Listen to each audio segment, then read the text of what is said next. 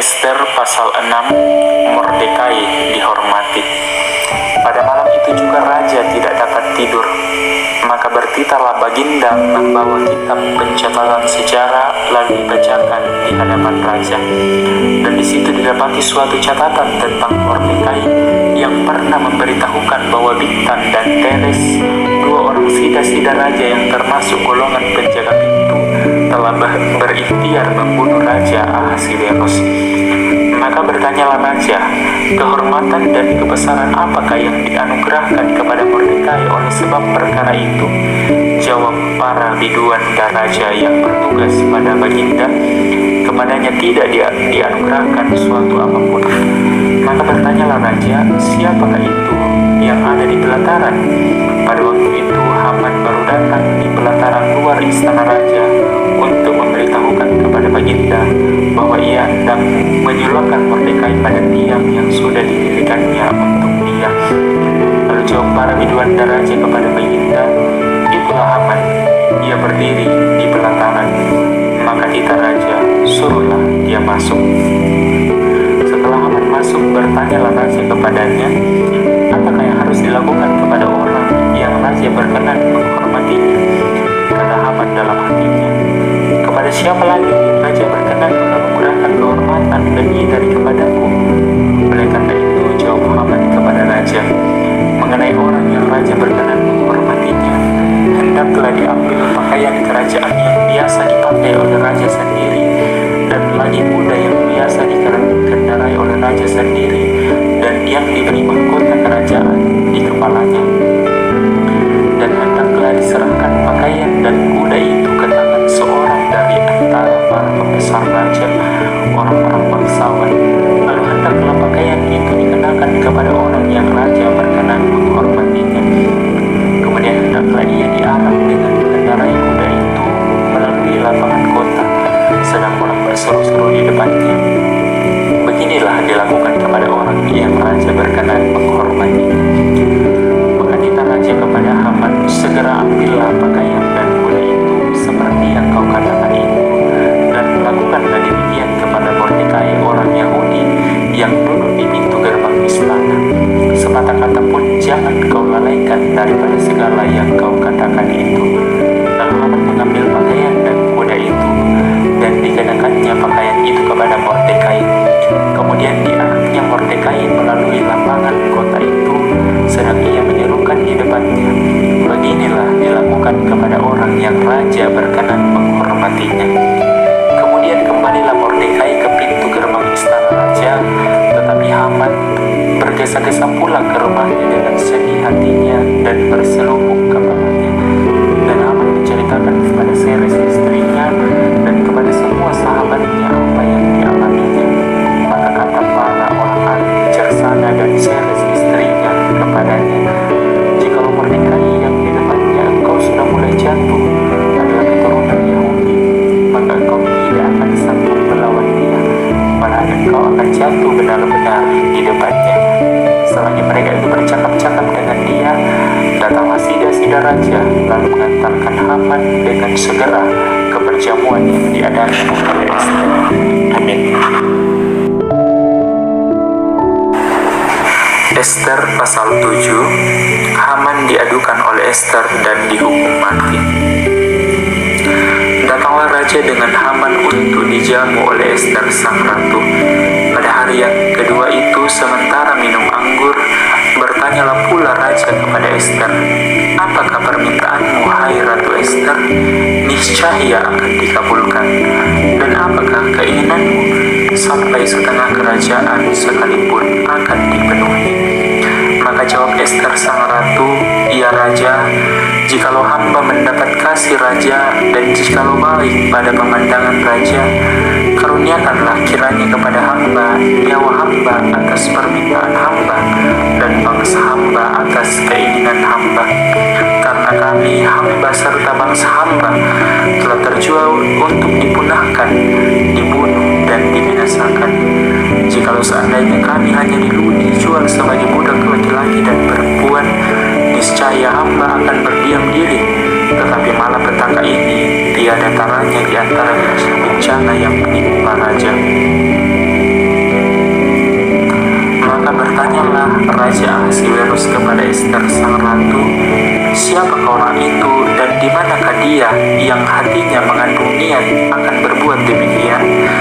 Lalu jawab Ester, "Penganiaya dan musuh itu ialah Haman, orang jahat ini." Maka Haman pun sangatlah ketakutan di hadapan raja dan ratu.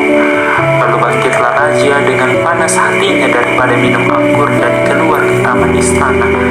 Akan tetapi Haman masih tinggal untuk memohon nyawanya kepada Ester sang ratu, karena ia melihat bahwa telah putus niat raja untuk mendatangkan celaka kepadanya.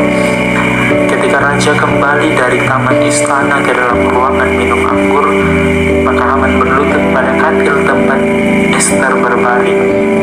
Maka kata raja, "Masih jugakah ia hendak menggagahi sang ratu di dalam istanaku sendiri?" Tatkala titah raja itu keluar dari mulutnya, maka diselubunginya oranglah muka Haman. Sembah Harbona, salah seorang sida-sida yang di hadapan raja, berkata, "Lagi pula tiang yang dibuat Haman untuk Mordekai, orang yang telah menyelamatkan raja dengan pemberitahuannya itu, telah berdiri di dekat rumah Haman 50 hasta tingginya." Lalu titah raja, "Sulakanlah dia pada tiang itu." Kemudian Haman disulahkan pada tiang yang didirikannya untuk Mordekai, maka surutlah panas hati raja. Amin.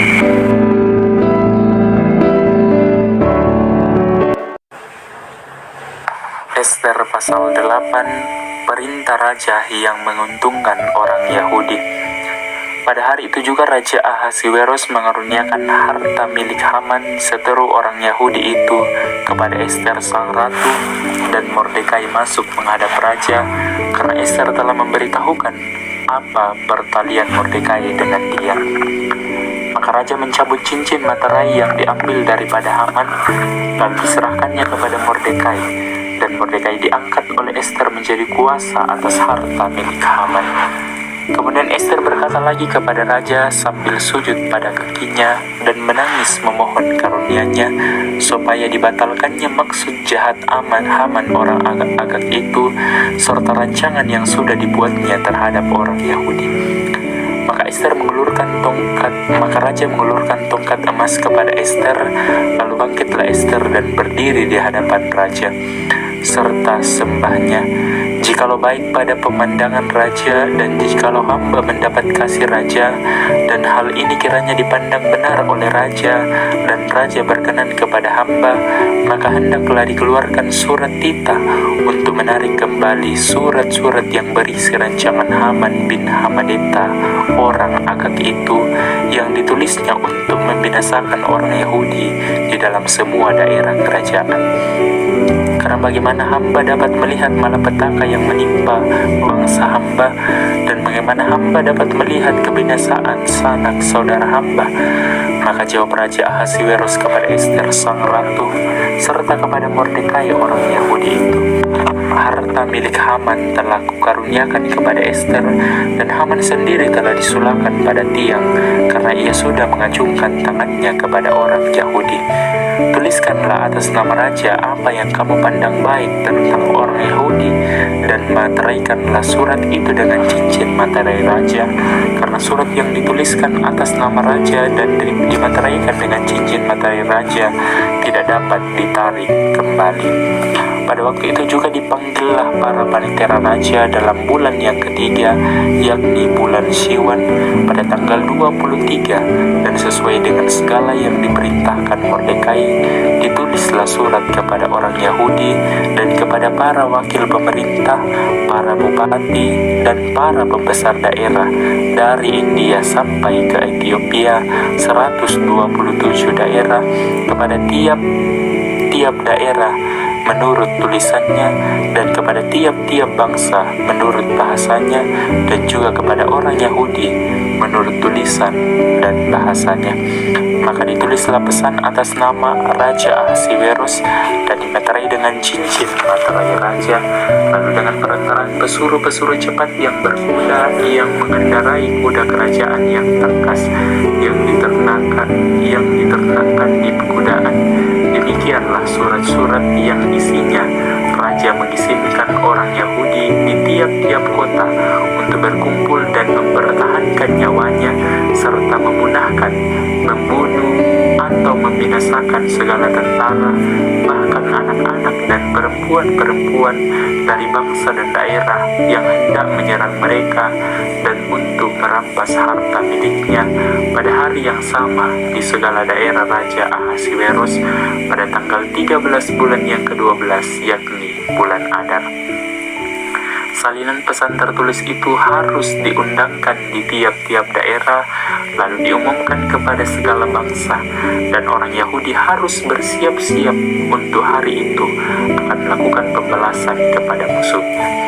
Maka dengan terburu-buru dan tergesa-gesa berangkatlah pesuruh-pesuruh cepat yang mengendarai kuda kerajaan yang tangkas itu atas titah raja, dan undang-undang itu dikeluarkan di dalam benteng Susan. Dan Mordekai keluar dari hadapan raja dengan memakai pakaian kerajaan daripada kain ungu tua dan kain lenan, dengan memakai tajuk emas yang mengagumkan, serta jubah daripada kain lenan halus dan kain muda. Maka kota Susan pun bertepik soraklah dan bersukaria. Orang Yahudi telah beroleh kelapangan hati dan sukacita, kegirangan dan kehormatan.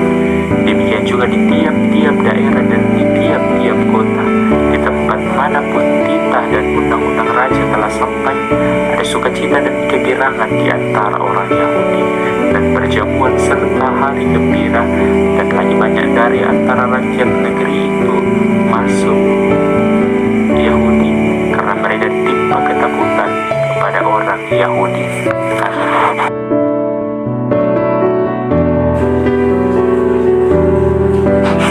Ester pasal 9, tindakan orang Yahudi terhadap musuhnya. Dalam bulan yang ke-12, yakni bulan Adar, pada hari yang ke-13, ketika titah serta undang-undang raja akan dilaksanakan, pada hari musuh-musuh orang Yahudi berharap mengalahkan orang Yahudi, terjadilah yang sebaliknya. Orang Yahudi mengalahkan pembenci-pembenci mereka. Maka berkumpullah orang Yahudi di dalam kota-kotanya di seluruh daerah Raja Ahasiweros untuk membunuh orang-orang yang berikhtiar mencelakakan mereka, dan tiada seorang pun tahan menghadapi mereka, karena ketakutan kepada orang Yahudi telah menimpa segala bangsa itu. Dan semua pembesar daerah dan wakil pemerintah dan bupati serta pejabat kerajaan menyokong orang Yahudi karena ketakutan kepada Mordekai telah menimpa mereka. Sebab Mordekai besar kekuasaannya di dalam istana raja, dan tersiarlah berita tentang dia ke segenap daerah, karena Mordekai itu bertambah-tambah besar kekuasaannya. Maka orang Yahudi mengalahkan semua musuhnya. Mereka memukulnya dengan pedang, membunuh dan membinasakannya. Mereka berbuat sekehendak hatinya terhadap pembenci-pembenci mereka. Di dalam benteng Susan saja, orang Yahudi membunuh dan membinasakan 500 orang. Juga Parsandata, Dalfon, Aspata, Porata, Adalia, Aridata, Paramasta, Arisai, Aridai, dan Waizata. Ke-10 anak laki-laki Haman bin Hamanita, seteru orang Yahudi, dibunuh oleh mereka, tetapi kepada barang rampasan tidaklah mereka mengulurkan tangan. Pada hari itu juga jumlah orang-orang yang terbunuh di dalam benteng Susan disampaikan ke hadapan raja. Lalu titah raja kepada Ester sang ratu, di dalam benteng Susan saja orang Yahudi telah membunuh dan membinasakan 500 orang beserta ke-10 anak Haman. Di daerah-daerah kerajaan yang lain entahlah apa yang diperbuat mereka. Dan apakah permintaanmu sekarang? Niscaya akan dikabulkan. Dan apakah keinginanmu lagi? Niscaya dipenuhi. Lalu jawab Ester, jikalau baik pada pemandangan raja, diizinkanlah kiranya kepada orang Yahudi yang di Susan untuk berbuat besok pun sesuai dengan undang-undang untuk hari ini, dan ke-10 anak Haman itu hendaklah disulakan pada tiang. Raja pun menikahkan berbuat demikian. Maka undang-undang itu dikeluarkan di Susan, dan ke-10 anak Haman disulakan orang. Jadi berkumpullah orang Yahudi yang di Susan pada hari yang ke-14 bulan Adar juga, dan dibunuhnya lah di Susan 300 orang. Tetapi kepada barang rampasan tidaklah mereka mengulurkan tangan. Orang Yahudi yang lain yang ada di dalam daerah kerajaan berkumpul dan mempertahankan nyawanya serta mendapat keamanan terhadap musuhnya. Mereka membunuh 75.000 orang di antara pembenci mereka, tetapi kepada barang rampasan tidaklah mereka mengulurkan tangan. Hal itu terjadi pada hari yang ke-13 dalam bulan Adar. Pada hari yang ke-14 berhentilah mereka, dan hari itu dijadikan mereka hari perjamuan dan sukacita. Akan tetapi orang Yahudi yang di Susan berkumpul baik pada hari yang ke-13, baik pada hari yang ke-14 dalam bulan itu. Lalu berhentilah mereka pada hari yang ke-15, dan hari itu dijadikan mereka hari perjamuan dan sukacita. Oleh sebab itu orang Yahudi yang di pedusunan, yakni yang diam di perkampungan, merayakan hari yang ke-14 bulan Adar itu sebagai hari sukacita dan hari perjamuan, dan sebagai hari gembira untuk mengantar makanan.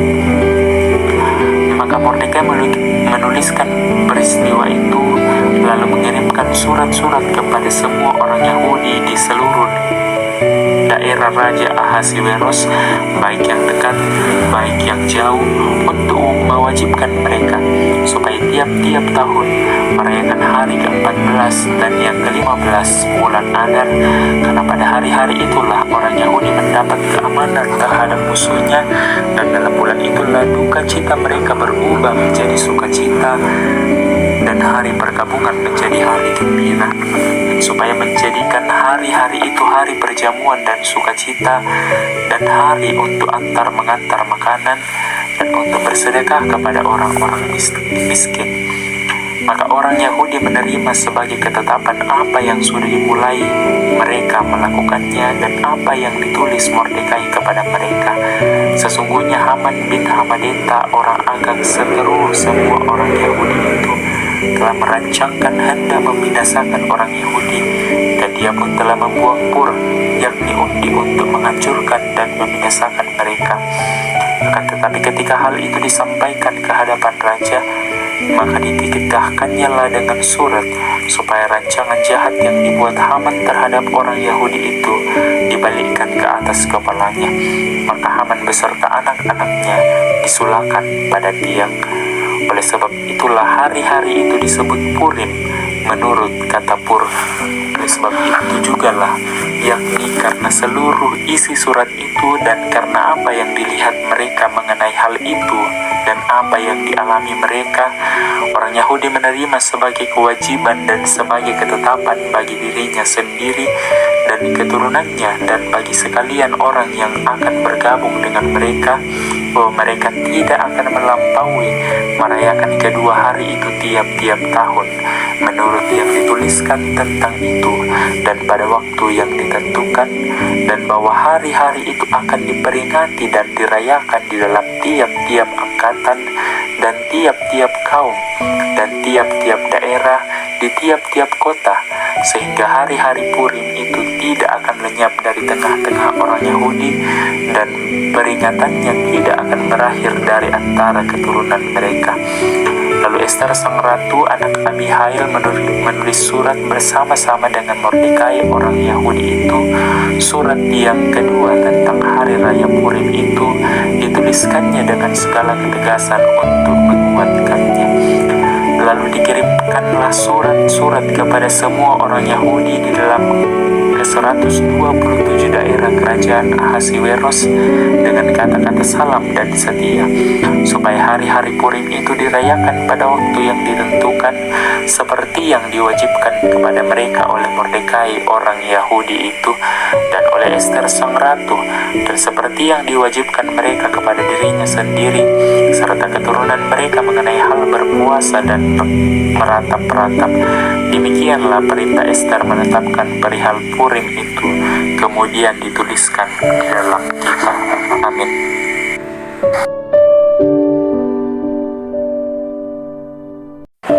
Ester pasal 10. Kebesaran Mordekai. Maka Raja Ahasiwerus mengenakan upeti atas negeri dan daerah-daerah pesisir juga. Segala perbuatannya yang hebat serta gagah dan pemberitaan yang seksama tentang kebesaran yang dikaruniakan raja kepada Mordekai. Bukankah semua raja itu tertulis di dalam kitab sejarah raja-raja Media dan Persia? Karena Mordekai orang Yahudi itu menjadi orang kedua di bawah Raja Ahasiwerus, dan ia dihormati oleh orang Yahudi serta disukai oleh banyak sanak saudaranya, sebab ia mengikhtiarkan yang baik bagi bangsanya dan berbicara untuk keselamatan bagi semua orang sebangsanya. Amin.